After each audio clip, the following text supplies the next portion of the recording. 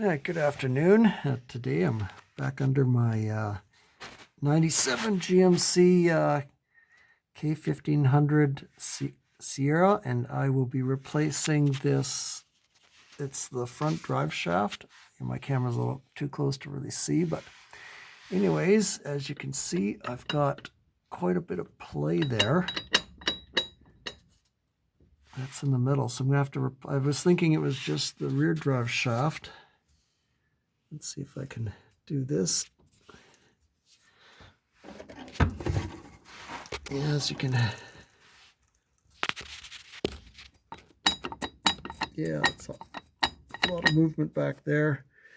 I knew that when I bought the truck. Well, the truck came with new U-joints for the drive shaft, so I knew I was going to be replacing the U-joints, but I noticed that it was loose in the middle. Let's see how loose it is at the front here. I don't know if the front is as bad as the back.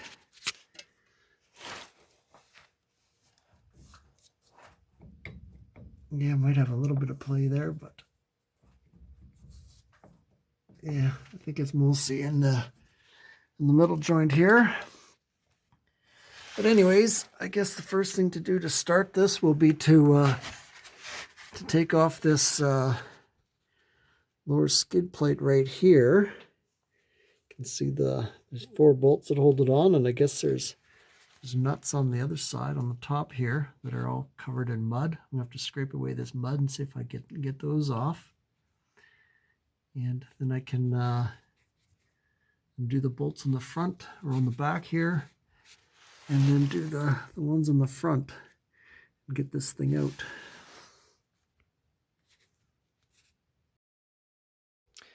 Now, before I begin, I'm going to just make sure that the replacement shaft matches what I have on there now, because I know the oil filter that I got for it wasn't the right one.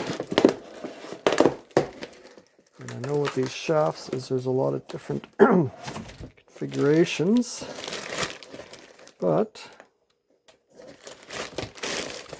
yeah, this looks to be the same thing. Uh-oh, maybe it isn't. I think I'm in trouble here.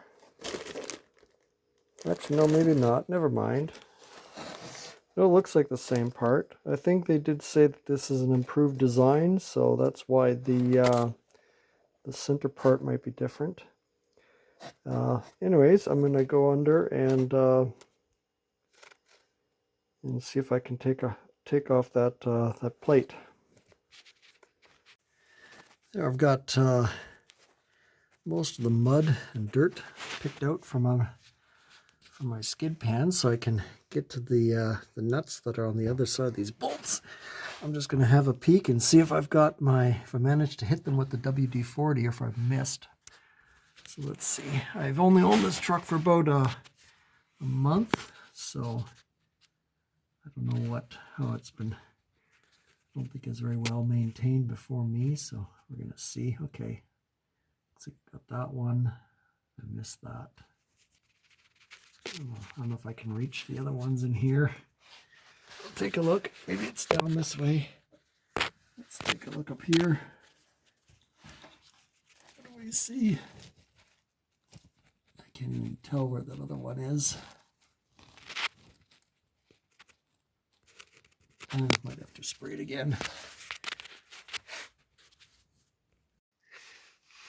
All right, it looks like this takes a T50 Torx, and then I have a 15mm wrench on this, so I'll just get these here off and then I can remove this plate. Lots of fun. The skid plate is off and all filled with mud. Anyways, I've sprayed the backside of these screws on the transfer case with some liquid wrench. I'm going to go ahead and then do the front side as well. And then once I'm done cleaning up some of this mud and cleaning this thing off, I should be ready to take those off. They're like the rear drive shaft, which I was working on earlier today. This front one, the bolts in here, or the screws, they're also 11 millimeter. As you can see, I kind of got my screwdriver jammed in there to hold the thing from turning. Yeah, it's not much room to get a socket or anything on it. You pretty much have to use a wrench. But anyways, it should be the same for the front and back. So I'm going to go ahead and finish taking out these screws, and then hopefully I can pop my drive shaft out, figure out how it goes in and out, and then put the new one in and bolt it up.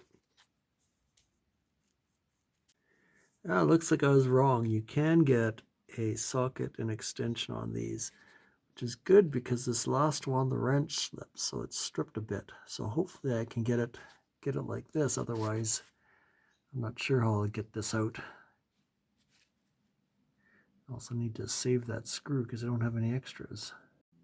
I'm not going to mess around with this front one. I'm going to make sure I use my socket instead of a wrench because I don't want it.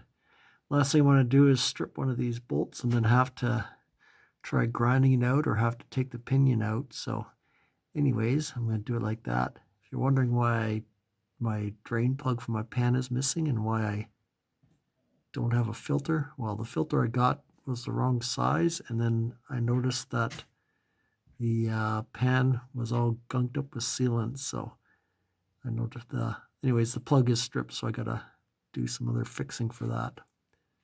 The joys of buying a sketchy truck.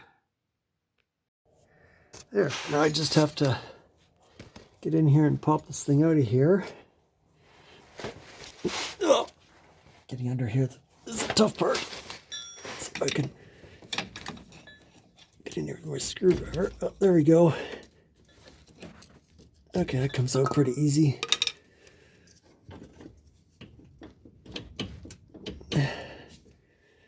Let's see.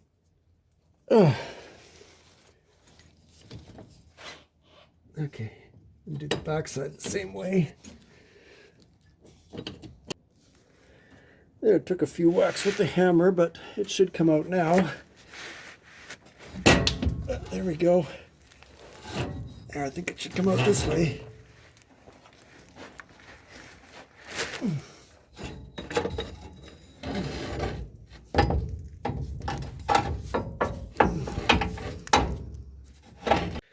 There, I think they're the same length.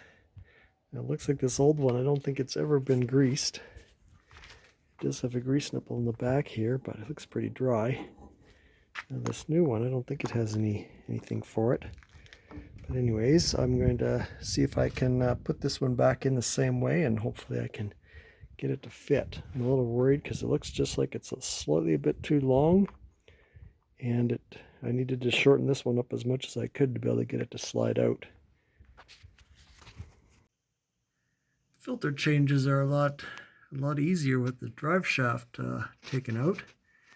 Not that you want to do that every time you do an oil change, but maybe if you ever do this, you can make sure you change your oil while you have the shaft out.